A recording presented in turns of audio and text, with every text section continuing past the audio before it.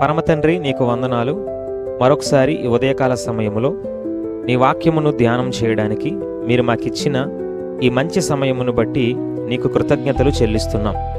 ఈ వాక్యము ద్వారా మీరు మాతో మాట్లాడండి, మమ్మలను ఆదరించండి, మమ్మలను బలపరచమని పరిశుద్ధాత్మదేవ ఈ వాక్యము ద్వారా మా హృదయాలలో నీ కార్యమును జరిగించమని యేసు నామములో అడుగుతున్నాము తండ్రి, ఆమేన్. మన ప్రభువును రక్షకుడునైన యేసుక్రీస్తు వారి శుభప్రదమైన నామమును బట్టి మీ అందరికీ వందనాలు. ఈ సమయంలో దేవుని వాక్యములో నుండి కీర్తనల గ్రంథము 102వ కీర్తన 2వ వచనాన్ని చదువుకుందాం. కీర్తనల గ్రంథము 102వ కీర్తన 2వ వచనం. నా కష్టదినమున నాకు విముఖుడవై యుండకుము, నాకు చెవియొగ్గుము, నేను మొరలిడునాడు త్వరపడి నాకు ఉత్తరమిమ్ము. ఇక్కడ మనం చదువుకున్న ఈ కీర్తనలో భక్తుడు చేసిన ప్రార్థన మనకు కనిపిస్తుంది. అయితే ఈ కీర్తన అసలు ఎప్పుడు లేదా ఈ ప్రార్థన ఎప్పుడు చేశారు అనే సందర్భాన్ని మనము చూస్తే ఆ కీర్తన ప్రారంభంలో ఇలా వ్రాయబడింది. ఏమనంటే, దుఃఖము చేత ప్రాణము సొక్కినవాడు యెహోవా సన్నిధిని పెట్టిన మొర్ర అని ఈ కీర్తనకు ఒక పేరనేది పెట్టబడింది. అంటే ఒక వ్యక్తి దుఃఖములో ఉన్నప్పుడు ఎలాగైతే కృంగిన పరిస్థితుల్లోనికి లేదా ఇంకా ఎవ్వరూ కూడా సహాయము చెయ్యని నిస్సహాయమైన స్థితిలోనికి వెళ్ళిపోతాడో అలాంటప్పుడు ఈ ప్రార్థన చేసినట్లుగా మనకు కనిపిస్తుంది. అయితే ఇక్కడ ఆ భక్తుడు ఏం కోరుకుంటున్నాడనంటే, నా కష్టదినమున నాకు విముఖుడవై ఉండకుము.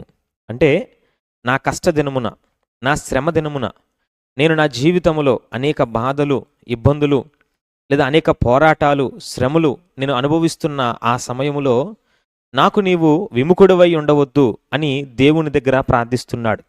విముఖుడవై అంటే అర్థం ఏంటంటే తన ముఖాన్ని మరుగు చేసుకోవడం, లేదా తన ముఖమును చాటు చేసుకోవడం, లేదా ఈ వ్యక్తికి దేవుడు వ్యతిరేకంగా ఉండడం, లేదా దేవునికి మరుగ్గా ఉండడం.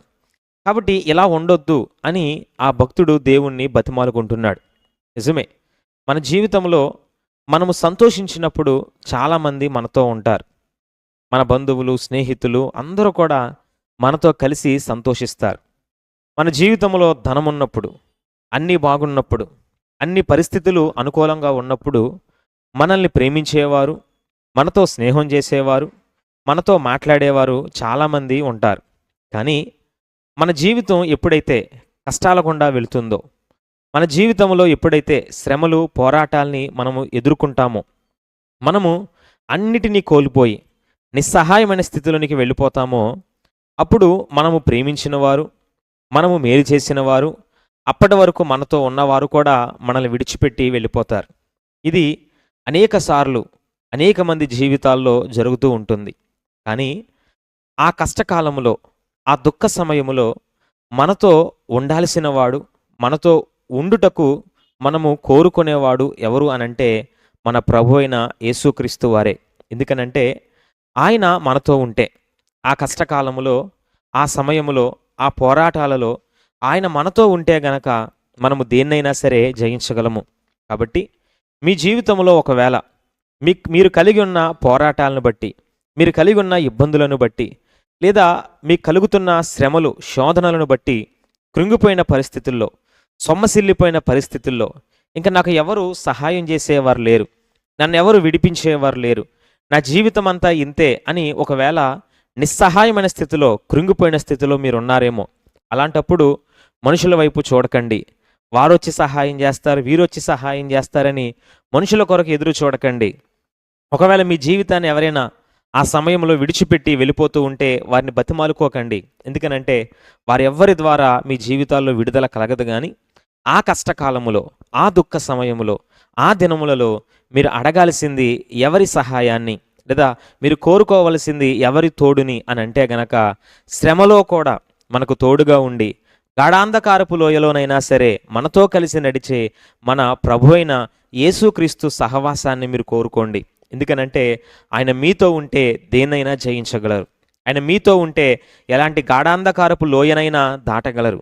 ఆయన మీతో ఉంటే ఎలాంటి పోరాటాలైనా జయించగలరు. ఆయన మనతో ఉంటే ప్రాకారాన్ని దాటగలం, ఆయన మనతో ఉంటే సైన్యాన్ని జయించగలం. ఆయన మనతో ఉంటే మన తలకు మించిన శ్రమలను, పోరాటాలను కూడా మనము జయించగలం.